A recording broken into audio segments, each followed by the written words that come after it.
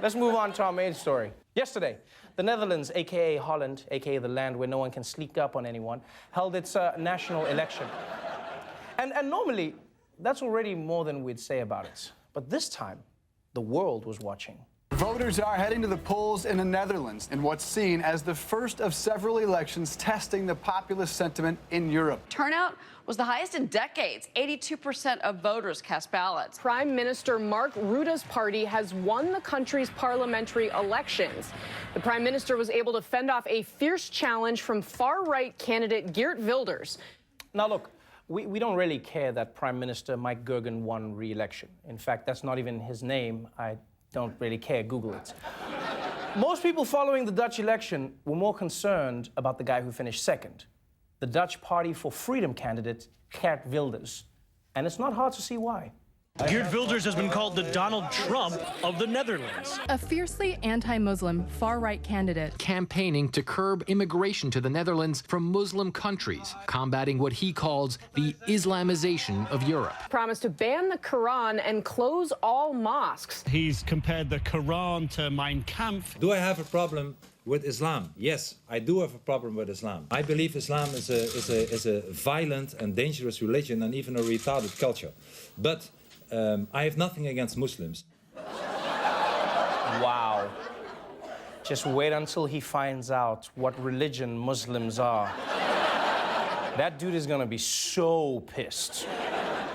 Now, as hateful as Wilders' message clearly is, there are many Dutch people who find it appealing because they say, A, Muslims are stealing their jobs, and B, they say Muslims are trying to Muslimify the Netherlands. That's a real word.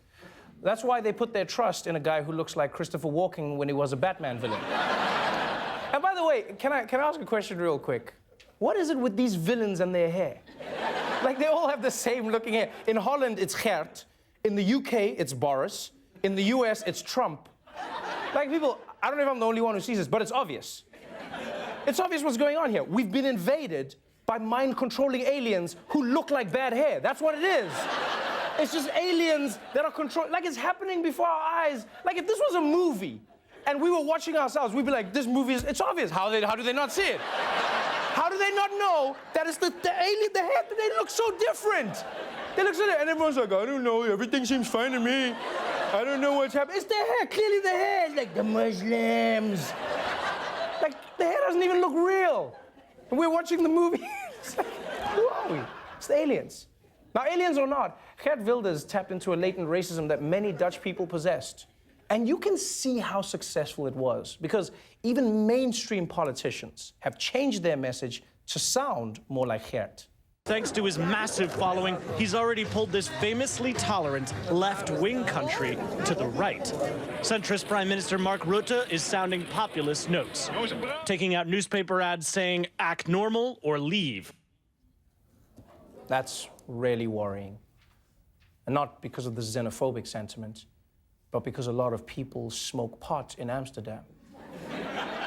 And if you were high, you know, and then one of them was in front of you, imagine that, you were high and then you saw a giant newspaper ad that said, act normal or leave, you would your pants. You're like, oh God, the newspaper knows I'm high. Now look, just because Wilders lost doesn't mean that the problems that led to his popularity are gone. In fact, if Wilders made one mistake, it wasn't his platform, it was picking the wrong role model. This Trump effect, because of the chaotic nature of the Trump administration, a lot of voters here in the Netherlands seem to have looked at the United States and said, you know, is that what we want? Let's take another look and see what our options are. We want something that's a little bit more stable. I feel like that's a low bar to set for yourself, because anything is more stable than Donald Trump. A toddler in high heels is more stable than Donald Trump. An IKEA chair on a high wire over Niagara Falls is more stable than Donald Trump. A bowl of pudding using a vibrator is more stable than Donald Trump. But do you see what happened here? Hypothetical Trump seems like a lot of fun. But once the Dutch saw an actual Trump, they were like, hey, you know what? We will vote for Mike Gergen or whatever his name is. And isn't that a great feeling? America is still the shining city upon a hill. Except now, It's this kind of shining. And you're freaking the rest of the world out. Hello? Mr. President, how are you? Yes, of course. Oh, you want me to let people know they can watch full episodes of The Daily Show for free anytime with the Comedy Central app or at thedailyshow.com? Yes, of course. Yes, I know I'm fake news. All right. Love you too. Bye-bye.